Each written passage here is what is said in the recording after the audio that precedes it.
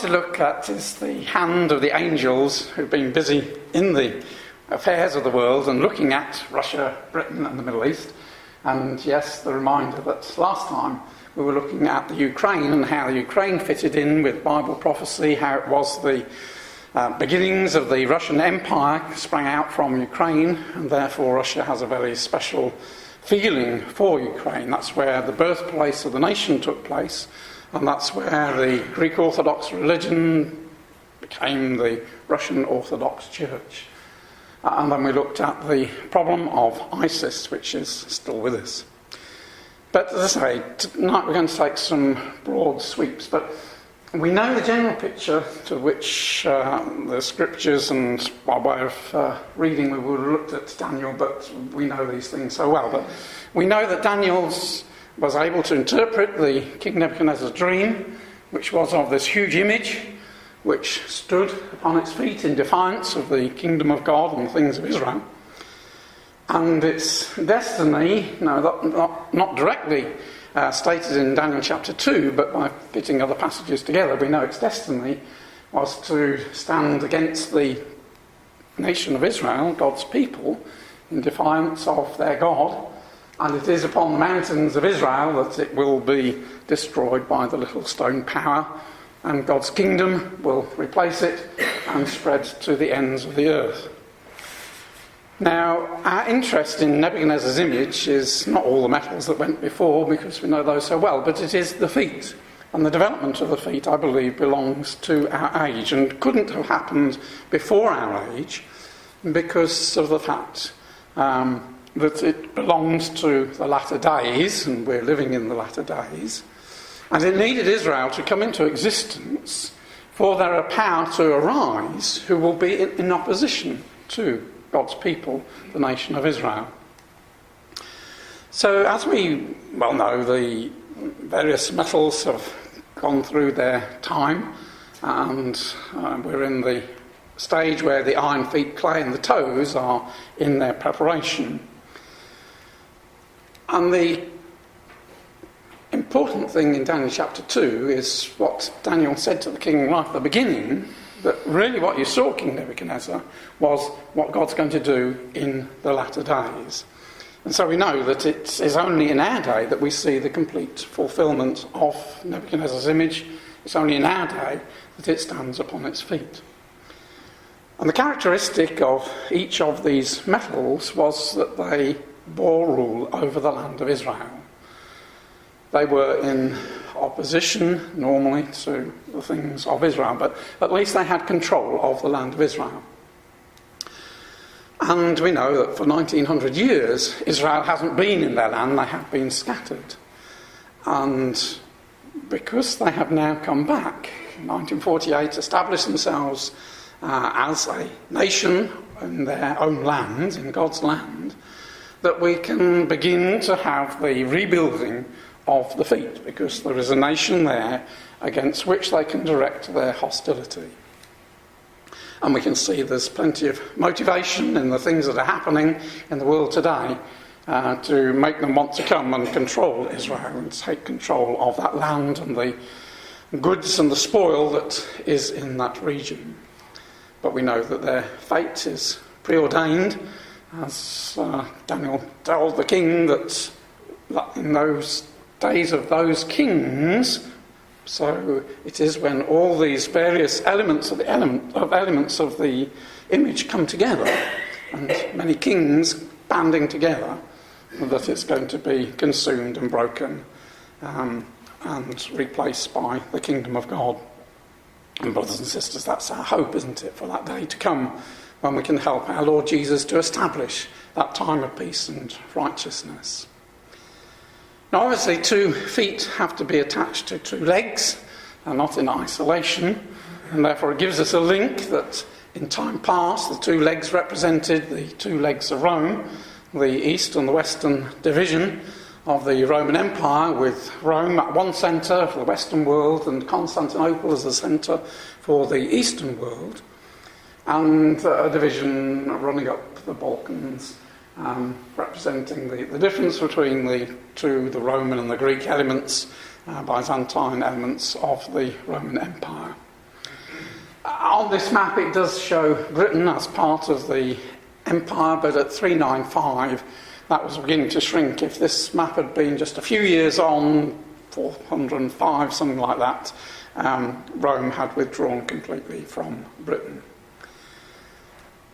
So the feet are described as part of potter's clay and part of iron, a divided kingdom. And the toes, likewise, part of iron, part of clay, partly strong, partly broken. And it's obviously a very odd mix for a great big heavy image, for very heavy metals at the top, getting heavier and heavier as you go down, to have feet of iron and clay. Indicates that it's not going to last very long. And we know how iron points to Rome, clay points to man. Man was created from the dust of the earth. Rome was very authoritarian. We can see that in the EU institutions and in Russian institutions, very authoritarian. But an element of democracy, people power, mingled together. But especially the iron points to a religious element, because that is what runs through the core of this, the religious element of these different metals. And it is the churches which are beginning to play a more important role in the West, but especially in the East, the Greek Orthodox Church, the Russian Orthodox Church in Russia, plays a very strong role in the running of the country. Politicians and religious leaders work hand in hand. And we believe that a similar situation has to arise in the West, that the church has got to get more involved in the affairs of men. And I believe that under the present Pope, he is the ideal champion to move forward this integration of church and state.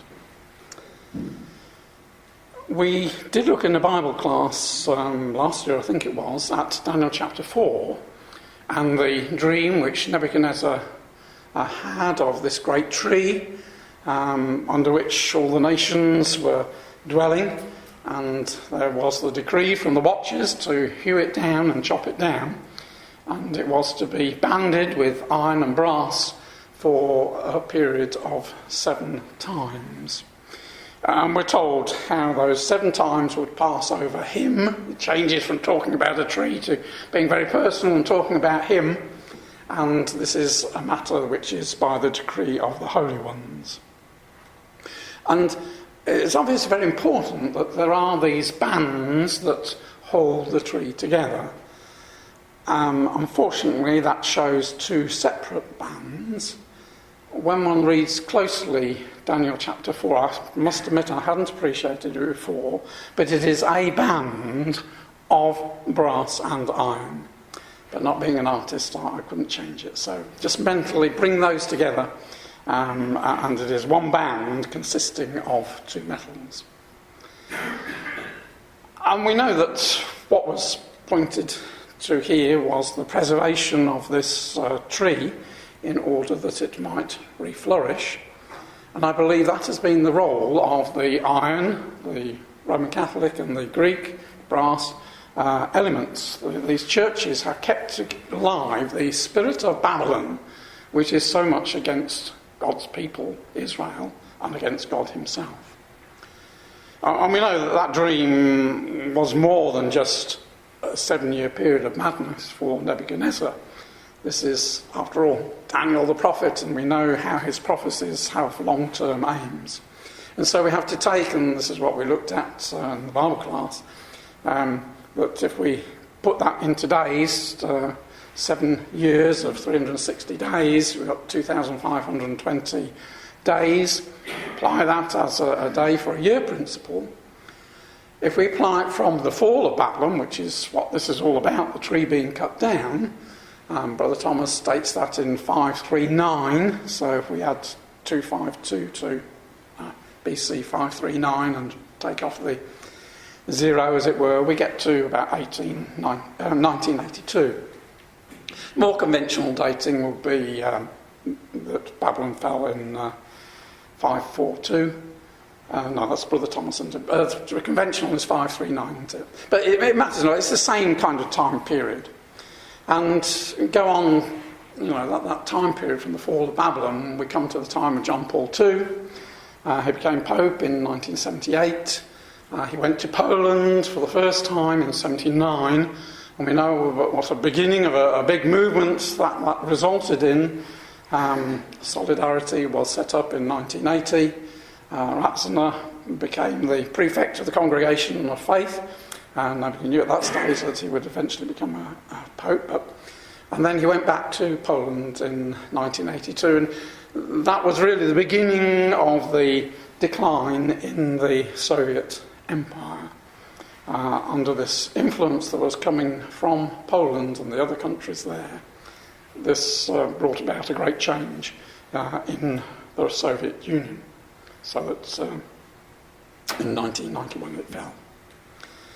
So it's an interesting period, and I've just put that up there, and not to mock Brother Whitaker, but just to indicate how unlikely people living back in those times, that's in 1973, the thought there could ever be a religious revival, in the, let alone in Russia, but in Europe, was just something one couldn't see from the situation that was happening. So, but we know the great change that has taken place, and it is quite a sobering lesson. And so when we look at the world today, we see the great conflict in the states of Europe. As different countries are being pulled and pushed, we recognise this is the work of the angels behind the scenes, moving them into the correct foot. And countries, one would assume that if that ancient division line were extended northward, which seems quite a reasonable proposition, then countries like Ukraine, Romania and Bulgaria, Greece, Cyprus and Turkey all belong to the eastern leg, the Russian leg, rather than trying to associate themselves with the western leg. So we can see why there is such conflict in those regions. And Russia is very much wanting to reclaim that former territory of the Ukraine and Romania, Bulgaria, and of course there is the connection with Greece from the Orthodox religion. So there is a pull, and as I say, in wonderful ways, we're seeing this parting of the nations, as it were, the realignments necessary for the 2 feet to form. And so I would expect from Scripture that the map will end up something looking a bit like that. It's quite clear that the EU has advanced too far eastward while Russia, the Soviet, was weak and Russia was weak, recovering. Now there has to be the adjustment and the pushing back, and so we have a meeting point. And it's interesting that countries like Bulgaria and Romania still maintain strong links to Russia. They were part of the Soviet Empire. And we know that Turkey is eventually to fall to Russia because Russia has to be in control of Constantinople. So we have this interesting thought that religion is the binding power, the iron and the brass, that is holding things together. And there's an interesting quote from Forbes, which is not a religious paper or anything like that, but this observation: among the geopolitical confrontation between Putin's Russia and the US and its allies, little attention has been paid to the role played by religion, either as a shaper of Russian domestic politics or as a means of understanding Putin's international actions. The role of religion has long tended to get short shrift in the study of statecraft. Yet nowhere has it played a more prominent role, and perhaps nowhere has its importance been more unrecognised than in its role in supporting the Russian state and Russia's current place in world affairs. In other words, it's saying that religion plays a big part in the thinking, the psyche of Russia and the kind of things that she is doing, very much influenced by her past history and the Orthodox religion. And at the end of last year, when Putin made his end-of-the-year speech, he again made reference to religion as his excuse, as it were, for going in and seizing Crimea. Christianity was a powerful spiritual unifying force that helped involve various tribes and tribal unions of the vast Eastern Slavic world in the creation of a Russian nation and a Russian state. It was thanks to this spiritual unity that our forefathers, for the first time and forevermore, saw themselves as a united nation. All of this allows us to say that Crimea and Sevastopol have invaluable civilizational and even sacral sacred importance for Russia, like the Temple Mount in Jerusalem for the followers of Islam and Judaism. So he's saying, Crimea to us is as important as the site of the temple is to the Jews, or the Dome of the Rock to Islam. So that was quite an interesting insight into his thinking. Now, we've seen the advancement of Russia back in 2008 into Georgia, to enclaves there, and that work is still going on. Only just about a month ago, there was just a little piece in the Telegraph saying how they had moved the marker stones and were enlarging the area that the Russians had control of, and there was still an ongoing creep, as it were, of Russian forces in Georgia to take more and more territory. And then last year we saw the taking of Crimea and parts of eastern Ukraine. At the same time, there was a movement of Russian troops into a slither of land which forms part of Moldova, Transylvania. And this past year, he has very much strengthened the port in Sevastopol, moving ships, military equipment, nuclear bombers, all sorts of equipment onto Crimea to make that a forward base. We also saw at the beginning of the year his agreement with Cyprus that the Russian ships could use the port facilities in Cyprus. And then just for the past 3 weeks, if that, we've seen his move into Syria. And we'll look at that in a bit more detail. So Russia is very active. She is also cooperates with Iran and has been with President Assad in Syria for many years. And so we can see stepping stones on her way down eventually to come and take Jerusalem.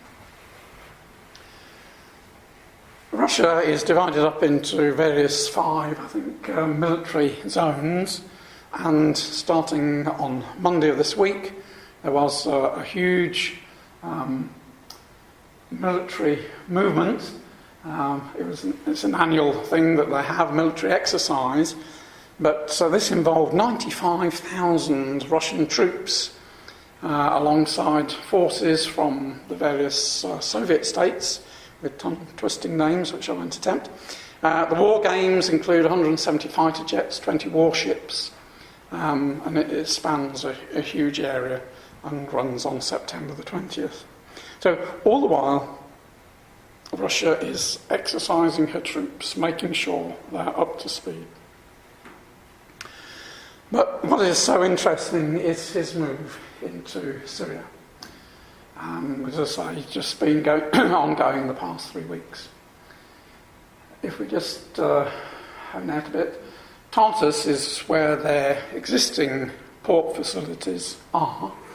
It's about 80 kilometres to the south, about 50 miles to the south of Latakia, where the present bases are being built.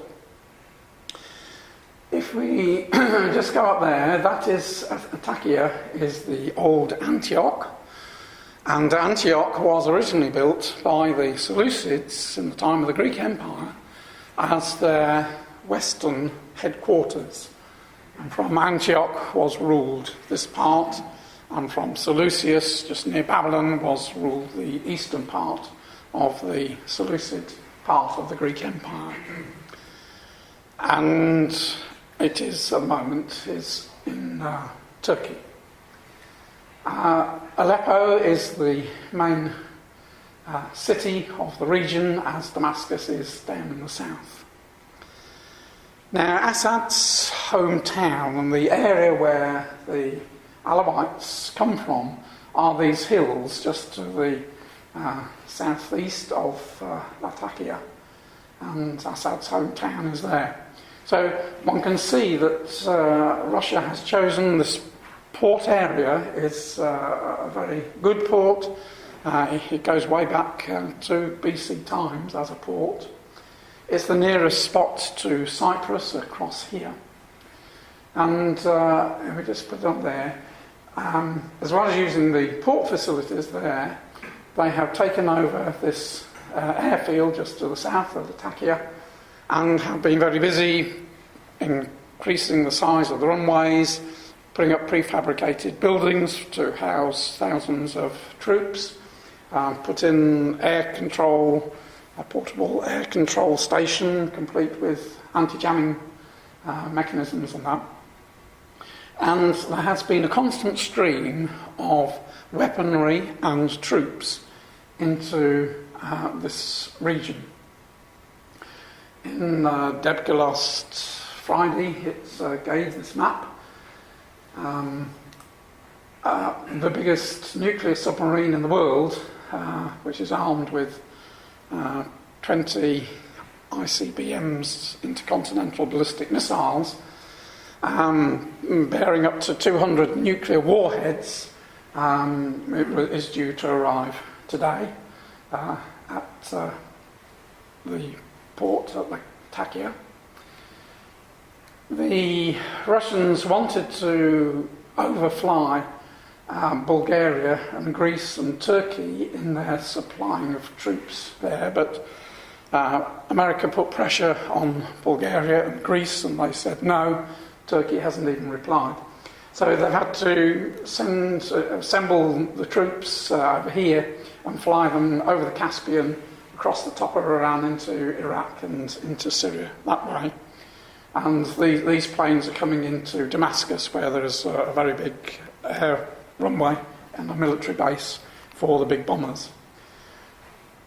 And down through the Bosphorus and around this way, a steady stream of ships with weaponry on them. Satellite pictures show the weaponry on the decks, hardly covered, disguised. It is very clear that Putin has decided the time has come to make an advanced base in the same way that he has in Crimea, to put a base into Syria. The reason, let's just put the next one up. These are just some of the weaponry that is being taken there. The interesting thing is that the soldiers that are being put in there are from an elite troop, the Marine Brigade, which is based at Sevastopol, and is one of the few units of the Black Sea Fleet known to have played an active role in Russia's military takeover of the Ukrainian peninsula 18 months ago. So they've been hardened in how to take over enemy territory, as it were. And so it says it's an intriguing choice that Russia has made, because it spent vast sums of money building up these troops in Crimea, and now it has moved them to this new zone outside Europe, one that gives the lie that sanctions and diplomatic isolation have forced the Kremlin into compromise. Rather, Russia appears ready and willing to take on multiple wars at once. So crack troops are being put in there. What Putin wants to do is to retain President Assad in power. That has been his aim all along. And why is he so interested in keeping Assad in power? Is the simple reason that if Assad fell, then the kind of elements that would take over would be from the so-called rebels who are fighting against Assad. And they wouldn't be sympathetic to Russia at all, because there are a lot of soldiers fighting among the rebels who come from Chechnya and the Caucasus area, who are Muslims, who are opposed to Putin, have caused a lot of trouble at home. And what Putin is afraid of is if they gain the upper hand, then from the spoils of war they would have a lot of wealth, and they would then go home and then concentrate on fighting with Russia.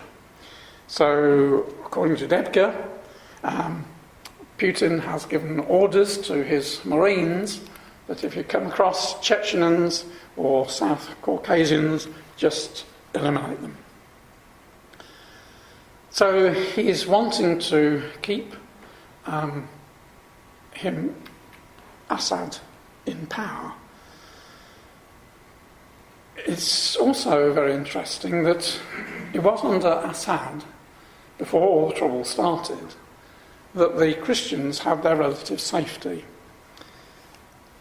Assad belonged to the Alawites, which was a minority tribe, but he had power because of the influence of this tribe. And as a minority, he was more disposed to treat the Christians, who were a minority, well. And in spite of Syria being a Sunni Muslim country, the Christians flourished.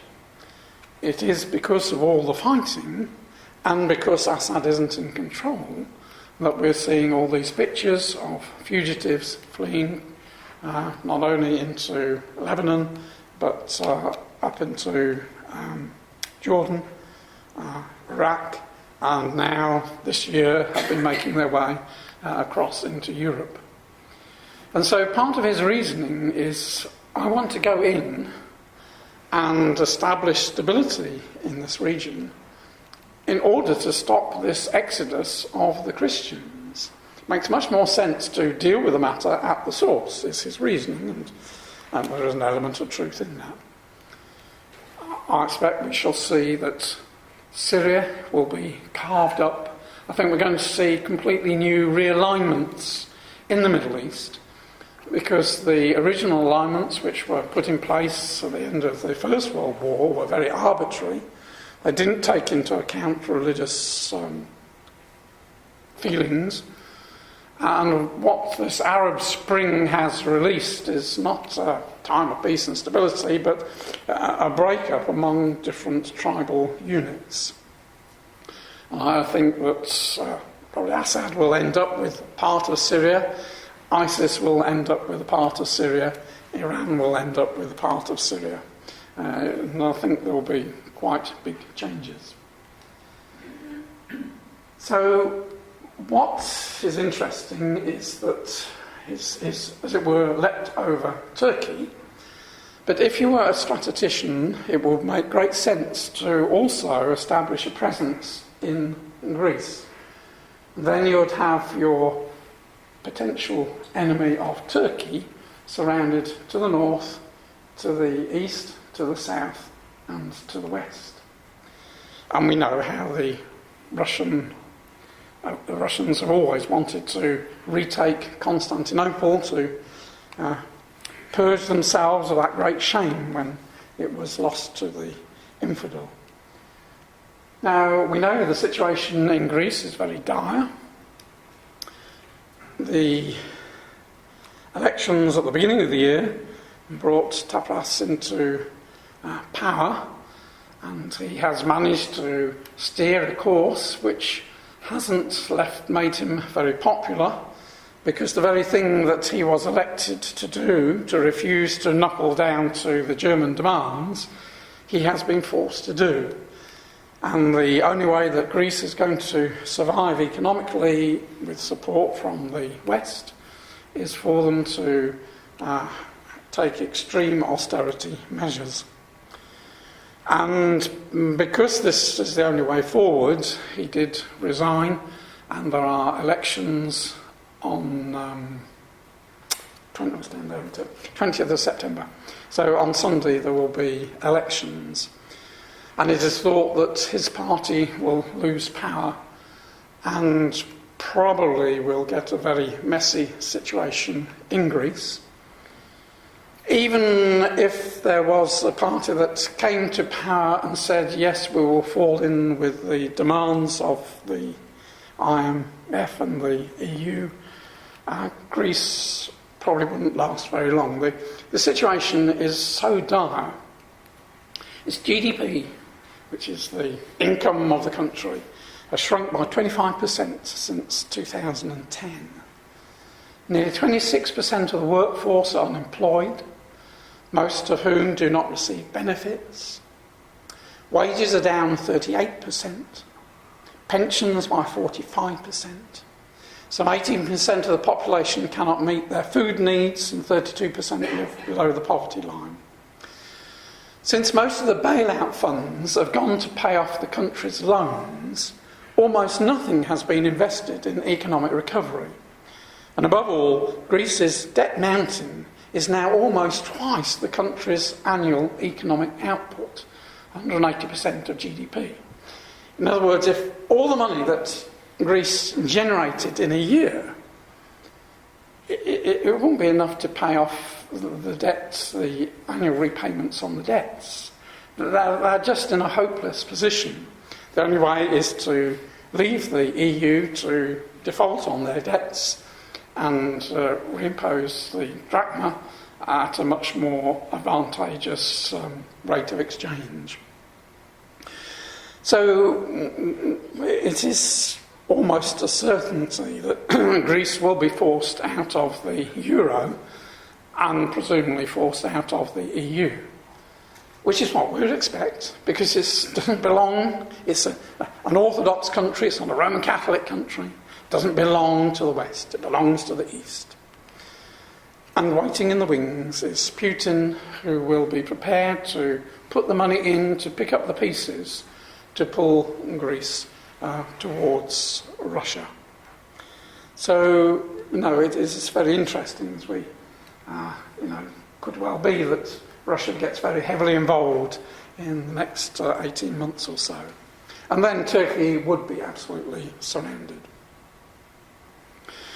Now, normally at this stage I would have talked about the Turk Stream, which is the pipeline which Russia was going to put into Bulgaria and on into Europe to supply gas. But because of all the problems that the EU made about Gazprom being a supplier and a pipeline operator, and they said you can't do both jobs, Putin decided at the end of the year that he wouldn't send it into Europe, he would send it into Turkey, into this region of Turkey, which is very industrialised there, and also extend it on to Greece, so that when Greece got into trouble, there'll be a source of supply of gas there. But at the moment, everything is on hold. The Blue Stream is an existing pipeline, but again, he was going to upgrade it and push more gas through to Ankara. But at the moment, there is trouble in Turkey. The elections in June went very badly wrong for the former Prime Minister Erdogan, and there is a hung parliament, and so they're going to have fresh elections in November. So until there is a government there that can make arrangements, nothing is happening.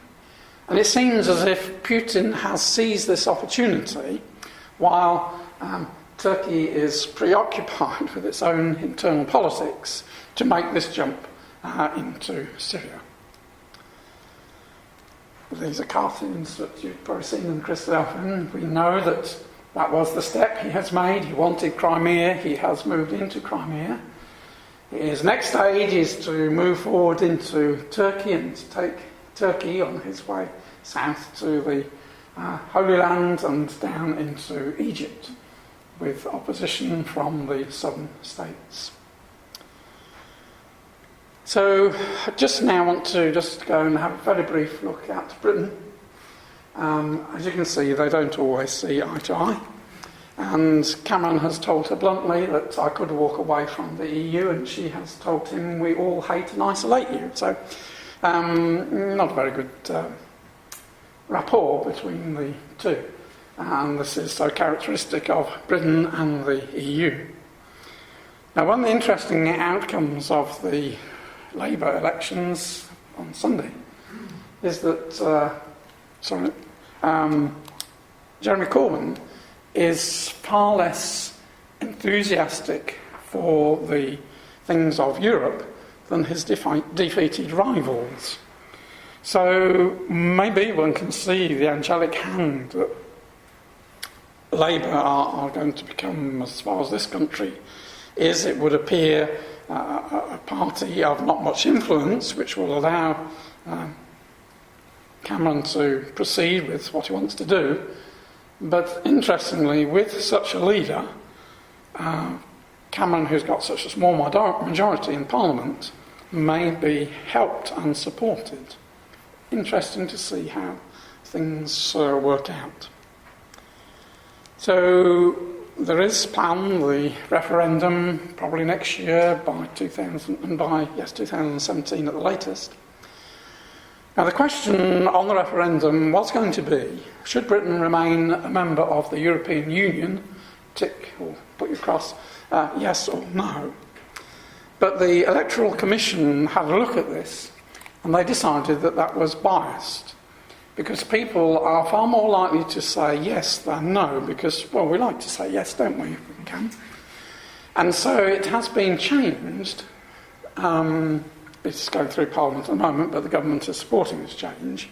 So the wording will be, should Britain leave the European Union, and you put your cross against leave or stay, which they feel is a much more balanced thing. Now, one of the interesting things is, one of the elements that can influence the voting for this are the Commonwealth member people who live in Britain. Many of them have become naturalised. We know what a problem when Britain joined the EEC, wasn't it, in those days? Because it meant, because of high tariffs, food couldn't come from the Commonwealth countries, and there was a great upset among the Commonwealth people that Britain had turned her back on them, and indeed she had, and we have suffered for that. But Commonwealth people will be very glad for Britain to get out of the EU and go back to supporting the Commonwealth. And Cameron, on his last tour last week when he was in Asia, said, Britain, this is what we've got to do. We've got to build up our trade with the Commonwealth and other world countries. So the people from the Commonwealth represent about 6% of the population, which in a close vote could be quite an important element that pushes to a leave situation. Obviously, we leave this in the hands of the angels. It's so exciting to see that what we've talked about for a long time, becoming almost a reality before our eyes. And the other thing, of course, which isn't helping at the moment, is the flood of migrants to this country. And for the first time in the opinion polls, the one at the beginning of September, for the first time had a majority of people saying they wanted to leave. It was very narrow, it was 51% to 49%, but that's the first time more people in the polls have said they want to leave. And I think this possibility, this mass migration of people into this country has caused a lot of people to think, hey, should we be in the EU and have to do all the things that the EU wants to do? Wouldn't we be much better to control our own borders? Again, perhaps the hand of the angels are using these things to influence the population of this country. Right, I'll just go back to the Middle East. In the end of Daniel chapter 11, when it tells about the king of the north coming down, one of the elements is that the king of the north wants the land of Egypt and talks about having power over the treasures of gold and of silver and over all the precious things of Egypt. So there's gold mentioned and precious things. Well, we talked about the gold in the past. Egypt has had gold mining for about 3,000 years. And in 1995, they started reopening a gold mine, and the Ferro Gold Company was taken over by Centamin, an Australian company, in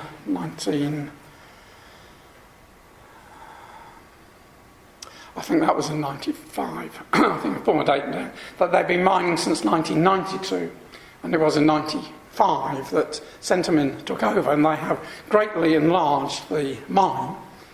I don't know whether you can see, but you can just see this little yellow there. That is the gold that they are trying to dig out. So vast amounts of rock have to be moved to get at these very thin veins of gold. But they're estimated that there are 13 million ounces of gold here.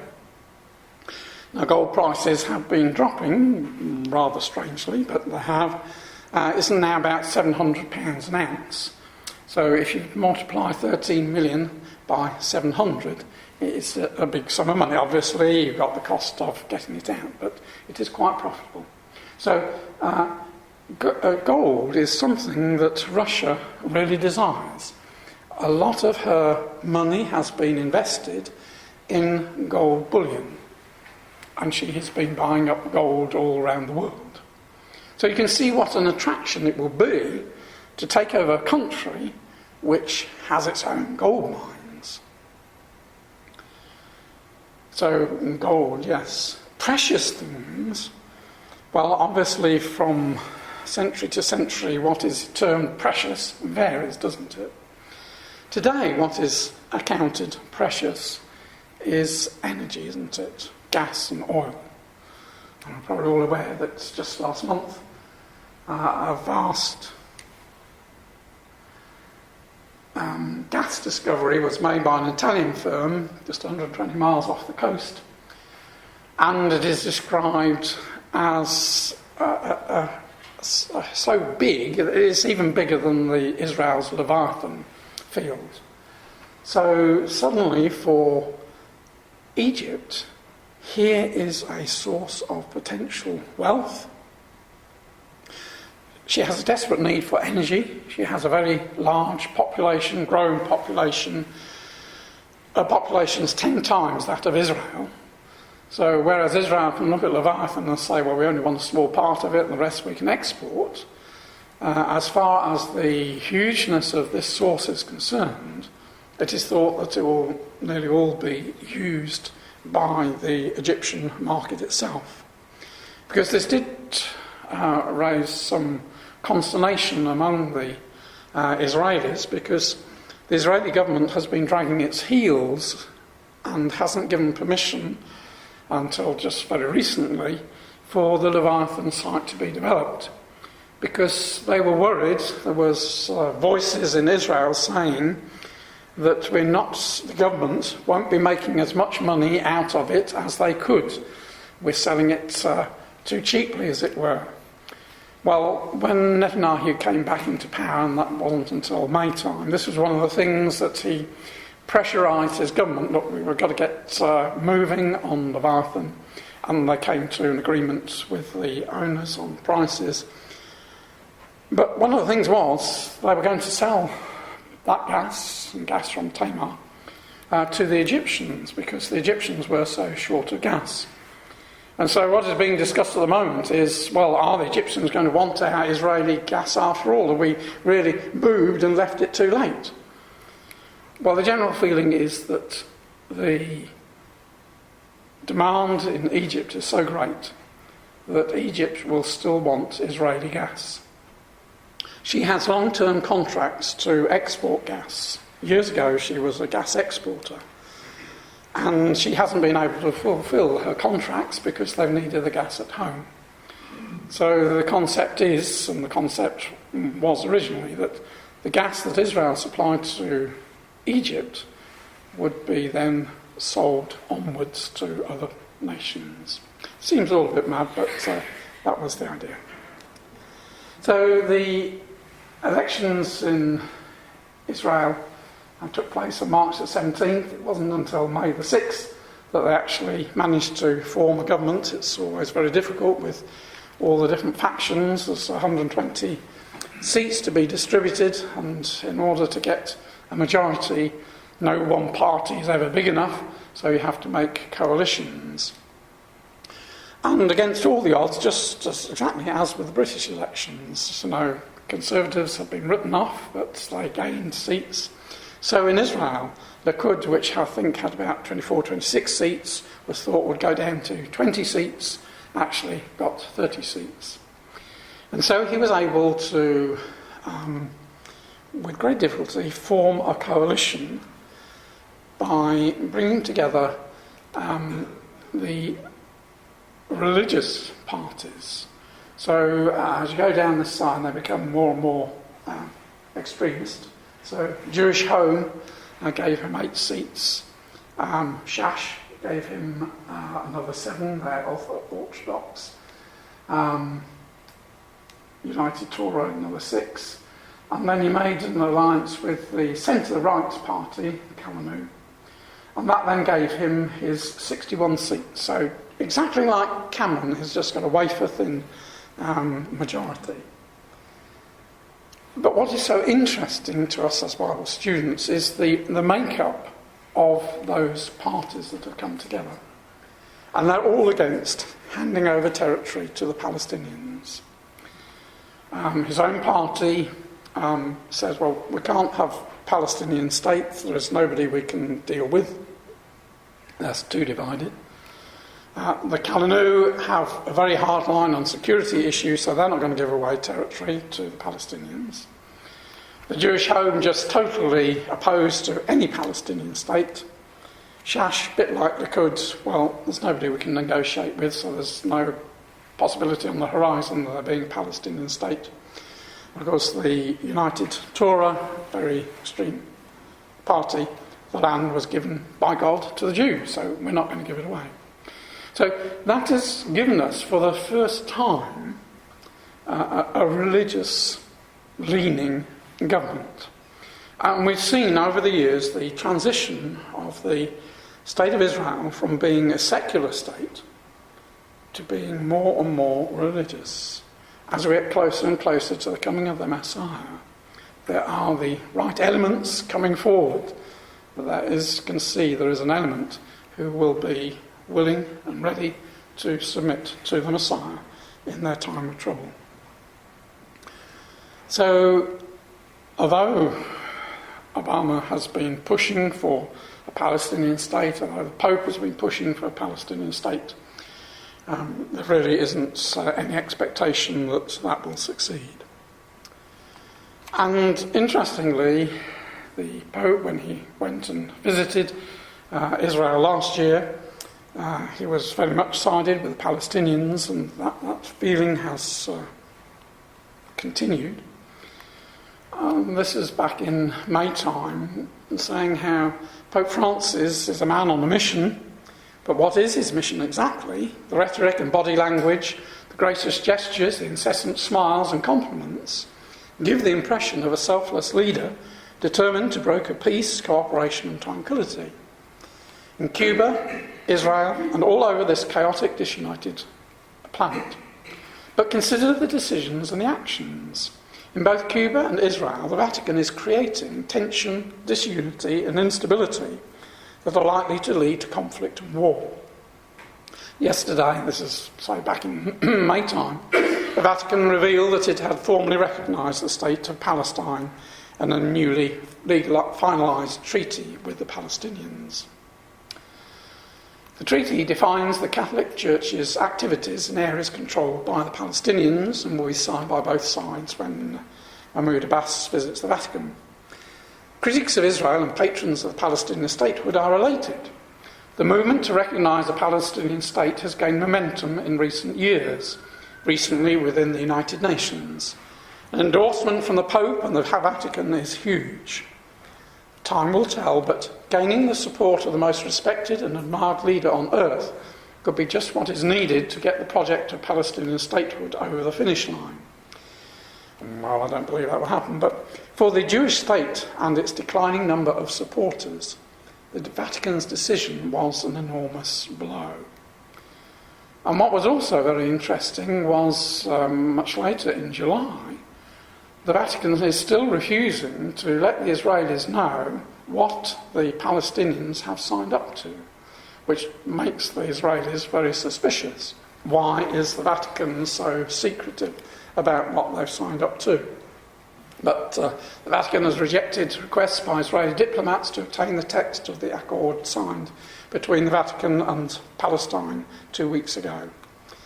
The diplomatics have tried 4 occasions, but the Vatican's not playing ball.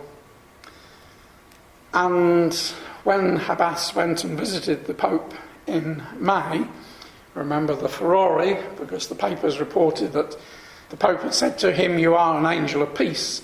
Now, in fairness to the Pope, he didn't say that, it was a mistranslation. He did say, and you see it in the Latin text, "You could be an angel of peace," which has quite a different meaning.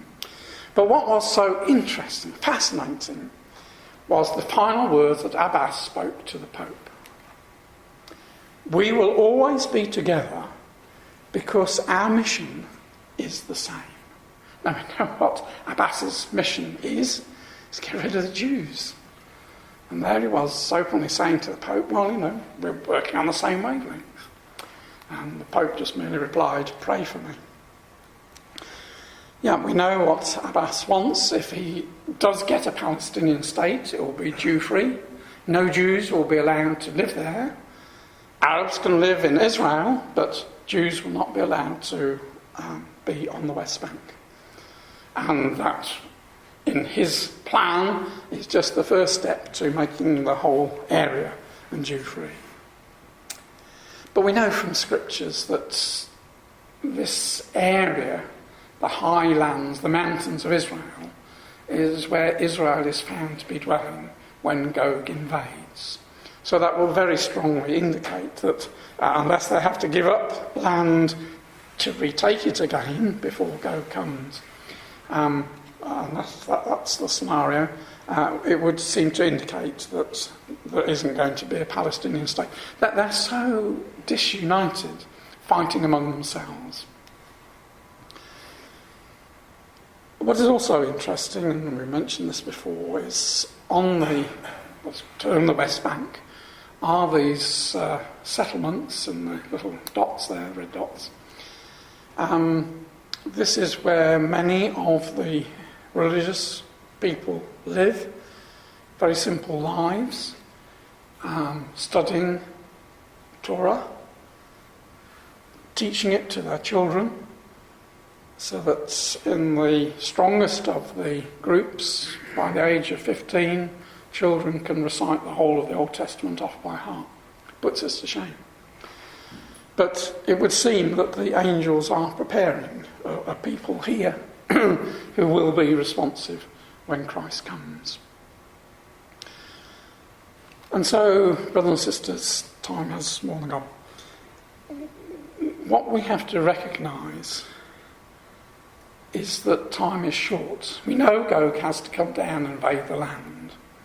But as I say every time, we know that that lies way after the Lord Jesus has come. The first event, as far as we're concerned, is the return of the Master and the judgment seat. Then the larger work will take place, bringing about a reformation. And then finally, because of what is happening in Israel, it will be the last straw to the nations. They will come down to destroy Israel from being a nation, as the other metals have done in their day and generation. And so what we have to recognise is that one day we've got to walk away from everything. Our lives are going to come to a total end, and all our possessions are just going to be of no value in that day.